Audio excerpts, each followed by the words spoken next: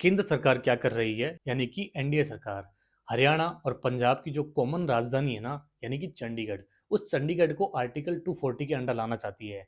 जैसा कि आपको पता है कि चंडीगढ़ एक यूनियन टेरिटरी भी है, तो उसी के थ्रू क्या करते हैं, वो आर्टिकल 240 के अंडर लाना चाहते हैं। आर्टिकल 240 के अंडर तीन पहले से यूनियन टेरिटरी आ चुकी है: Andaman Nicobar, Lakshadweep, Dadar Nagar Haveli and Daman and Diu. ये तीन पहले से वहां पर एग्जिस्ट करती है और चौथी चंडीगढ़ को लाना चाहते हैं। आर्टिकल 240 का मतलब होता है कि वहां पर लेफ्टिनेंट गवर्नर अपॉइंट किया जाएगा, और दूसरा वहां पर क्या होगा, जो लॉ एंड ऑर्डर होंगे वो रेगुलेट होंगे राष्ट्रपति के थ्रू रेगुलेट होंगे। अगर तो आर्टिकल 240 के अंदर आ गया, राष्ट्रपति थ्रू रेगुलेट तो होंगे, लेकिन इसका दूसरा मतलब ये भी है कि वहां पर जो एनडीए सरकार यानी कि भारत सरकार है, केंद्र सरकार है, वहां पर भी इंटरफेयर लॉ एंड ऑर्डर में कर सकती है। तो इस चीज का जो विरोध है वो पंजाब सरकार कर रही है। पंजाब सरकार तो कर ही रही है, हरियाणा आपको पता ही है कि वहां उनके एनडीए के फेवर में है, तो वो तो करेगी नहीं।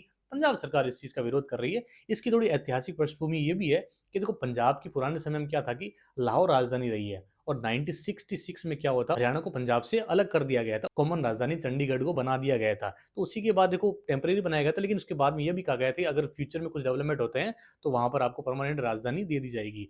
अब ये बात आती है कि कभी देखो आर्टिकल्स में भी लिखा आता है कि हरियाणा की राजधानी वो गुड़गांव बना देना चाहिए और पंजाब को है वो चंडीगढ़ बना देना चाहिए।